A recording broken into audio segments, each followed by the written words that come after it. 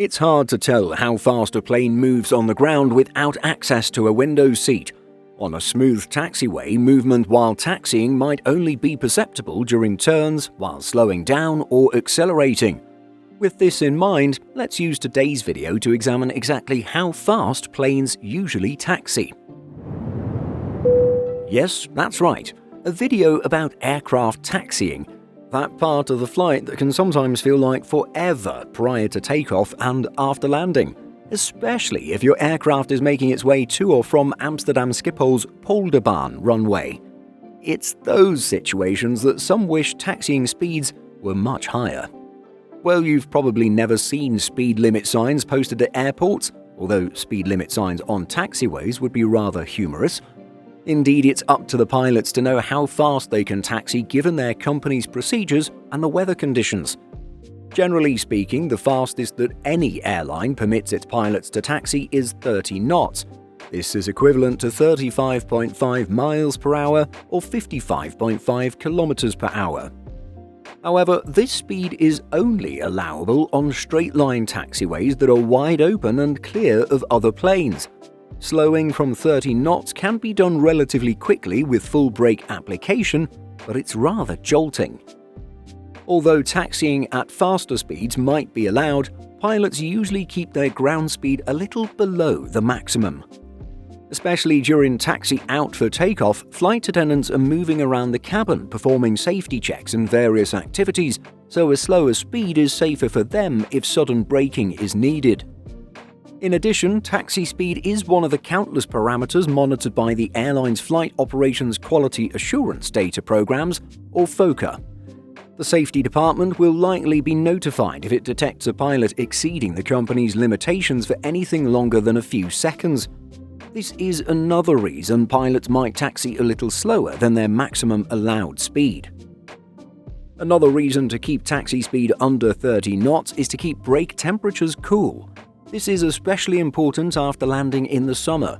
The brakes absorb extraordinary kinetic energy during the landing rollout, which is transferred into heat.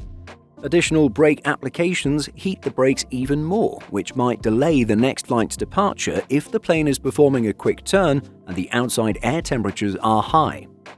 This is because the brakes need to be cooled to a minimum acceptable value for takeoff. Interestingly, specific Airbus A320 models are fitted with brake cooling fans to assist with this issue. Aside from keeping those brakes cool, what other factors might keep taxi speeds low? Well, it's good to know that 30 knots is the normal maximum speed on a nice day with good visibility. As you might have guessed, lousy weather reduces the allowable taxi speed for pilots.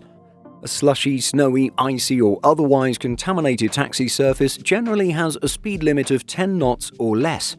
Like any other vehicle with wheels, planes are susceptible to skidding, mainly the nose wheel during sharper turns. For this reason, 10 knots is the fastest pilots can go on contaminated taxiways. This is also true during low visibility operations when fog is present at the airport. In addition to slower speeds, airlines require that pilots taxi with two engines while wet or icy conditions are present. Having two engines operating enhances the plane's controllability. For example, with only the left engine turned on, a turn to the left requires a lot more thrust than a turn to the right. This is due to the left engine being inside the radius of the turn. The thrust vector is much less efficient compared to using the engine on the outboard side of the turn's direction. The consequence is less control and more jet blast, two things you don't want on icy days.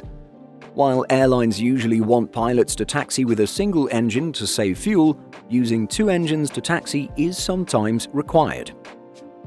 We've covered at least a few interesting stories related to taxiing.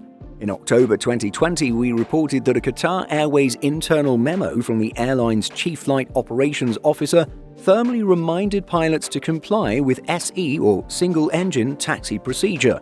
The memo threatened, quote, serious action against those who do not follow or deviate from this requirement.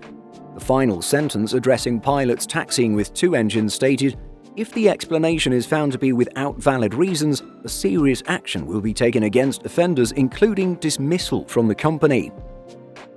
A few years later, in May 2023, we reported that Hong Kong-based carrier Cathay Pacific emailed its staff regarding an internal investigation conducted by the airline, which showed that there had been recent findings showing that Cathay pilots had been taxiing at lower speeds at Hong Kong International Airport when compared to other airlines, causing runway congestion.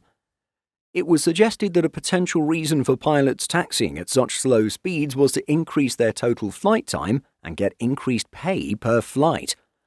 Whatever the reason, it seems like the issue was eventually fixed. A memo to pilots leaked to the media stated, "We have reviewed a great deal of data over the past 4 weeks, and I'm pleased to report that we've seen a reduction in slow taxi incidents. I'd like to thank you all for your continued adherence to the highest professional standards. We have access to digital output that helps put context around some of the remaining occurrences, and we will follow up should we identify a need to do so." But returning to the topic in a more general sense, it's also worth noting that some airports impose speed restrictions on certain taxiways. This is most often depicted in a notice to air missions or NOTAM that reads something like, "Taxiway queue limited to aircraft taxi speeds less than 10 knots. This can be due to uneven pavement, construction work on adjacent taxiways, a tight turn, or another operational consideration.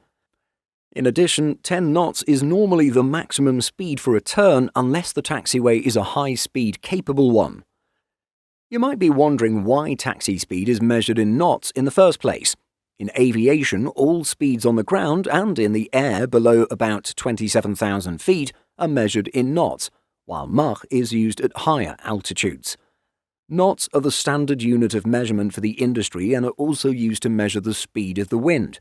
With this in mind, it's important to use knots for unit-to-unit harmony because the wind speed directly influences the plane's airspeed.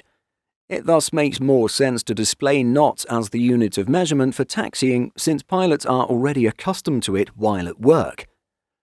On another note, taxiing is almost always the captain's responsibility.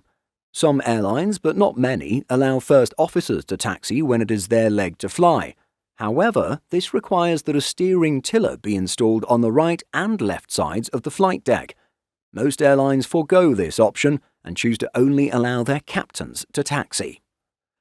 And so, to conclude our explainer on taxi speeds, the straightforward answer to the maximum taxi speed is 30 knots, though most pilots keep it under this threshold. Inclement weather, the darkness of nighttime, and low visibility conditions reduce the speed to a third of this value. While this is the general modus operandi for taxi speeds, there does seem to be at least one outlier in the US known for its faster taxi speeds. If you know the US carrier we're talking about, be sure to leave it in the comments section. Ultimately, however, 30 knots is simply the baseline and is observed by nearly everyone. Did you know about this aspect of piloting a commercial aircraft? Share your thoughts by leaving a comment. Simple Flying publishes over 150 articles every week. If you're looking for the latest aviation news and insights, visit simpleflying.com.